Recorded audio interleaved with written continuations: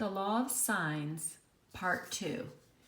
Picking up with the ambiguous case, side, side, angle. So if you are given two sides which are consecutive followed by an angle, there are four different things that could happen. So we're going to consider a triangle when A, B, and angle A are given. This information may result in one triangle. So if A, this side, is longer than B, followed by this angle, then you will definitely have one triangle. However, if A is less than B, three different things can happen. First of all, you could have a situation where A is not long enough if A is less than B. And so it doesn't even make a triangle.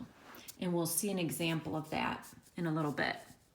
The other possibility you can have if A is less than B is that you have a right triangle, in which case you don't need the law of sines. You can use the SOHCAHTOA, sine, cosine, and tangent to find missing angles and sides. The other possibility with side-side angle when A is less than B is that you could actually have two triangles. So if this is A and this is A, it could land here or here.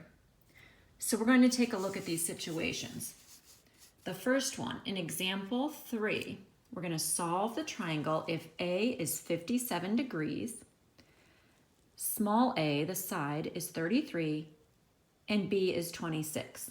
So you draw yourself a picture, and you notice that the 33 is bigger than the 26. So if this is bigger than this, it's this situation here where we have one triangle. So we know we're going to get one triangle. And so what you will do is use your law of sines. You'll set up 33 over the sine of 57 equals 26 over the sine of B. You're going to cross multiply. Make sure you're in mode degrees.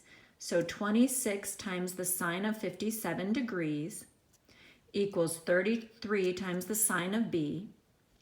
You want to divide 21.805 by 33, and that's how I'm getting this, 0.66077. Now that equals the sine of B. So in order to find B, the angle, I need to use inverse sine, which on your calculator will be second sine. It's the little sign with a -1 on your calculator.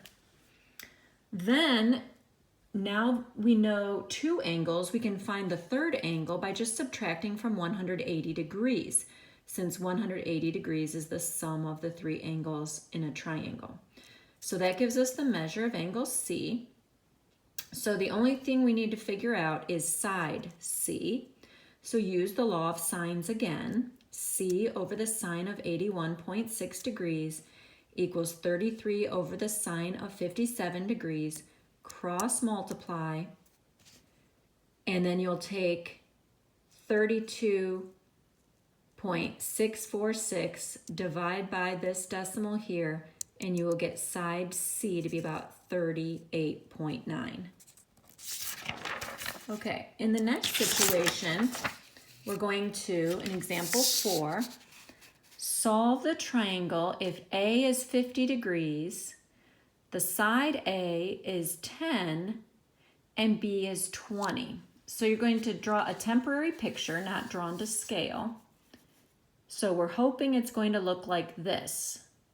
But remember, we had three things that could happen when this side is shorter than this side.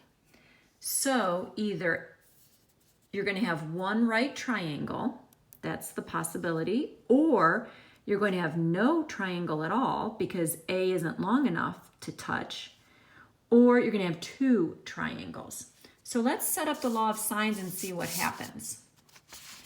So 10 over the sine of 50 equals 20 over the sine of B. Cross multiply. So make sure you're in mode degrees. 20 times the sine of 50 degrees is 15 0.32. Divide by 10. And you get this. And then you want to do inverse sine of 1.532. And you're going to get an error message. And there's a good reason for this. We're trying to find the angle, but the answer to the sine of an angle needs to always range between -1 and 1. Think about the unit circle. Has a radius of 1. So this is too big. So that means we have no triangle. So if you get an error message on your calculator, it's because you can't take the inverse sine of this. So that's the situation where it doesn't actually reach. All right, next example. Solve the triangle if A is 35 degrees, A is 12, and B is 16. Once again, when we draw this out, we discover that it's a situation where A is less than B. So we're either going to have one right triangle, no triangle, or two triangles. This is going to be a situation where we have two triangles. And I don't know this initially until I start working out the problem. So I start setting up my law of sines to find angle B. When I get to this point, I divide by 12, and that's how I get this, and then use inverse sine of 0.7648. That's how I get 49.9 degrees. Once you know two of the three angles, you subtract from 180 degrees, and that's how I get angle C to be 95.1 degrees. Then I'm going to set up the law of sines again. 12 over the sine of 35 equals C over the sine of 95.1 degrees. Cross multiply. Divide 11.95 by 0.5736, and I get this for side C. So the fact that it was not an error message eliminates that possibility, and it was not a right triangle, because a right triangle, one of the angles would have to be 90 degrees. So that eliminates that possibility. So automatically I know it has to be the situation where there are two triangles. So I go to the next possibility, and in that situation, if you look at my drawing here, we would have one possibility here, one possibility here, in which case this would be an obtuse angle and this would be much smaller. Okay, so let's look at that scenario. Since it's not a right triangle, we can take 180 degrees, subtract 49.9 degrees, because that's what we got for angle B over here. And then that would give us the other possibility for B, because B can either be an acute angle, like it was over here, or it can be an obtuse angle. So 130.1 degrees is the obtuse angle. So that would be this angle right here, formed by this dashed line and this right here.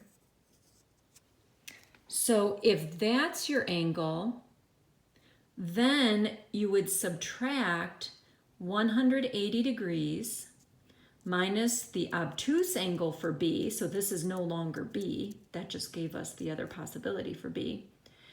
And then the 35 that we knew for A. And then the measure of angle C will be 14.9 degrees. So then continue to set up the law of sines. C over the sine of angle C is equal to 12 over the sine of 35. Divide 3.086 by 0.5736, and then C would be 5.4. So you'd expect it to be much smaller because it's only going to be from here to here is side C. Okay, so if there are two possibilities For the angle, you look at your drawing and it's angle B that has two possibilities. It's either here or it's this obtuse angle here. So once you get the one possibility, the acute angle, to find the other possibility, just subtract this from 180. Then this is no longer an angle, but that's the obtuse angle. The last thing you need to know for this lesson is the area of an oblique triangle. So this is 3 different ways of setting up the formula. You don't need to use all 3, you only need to use one.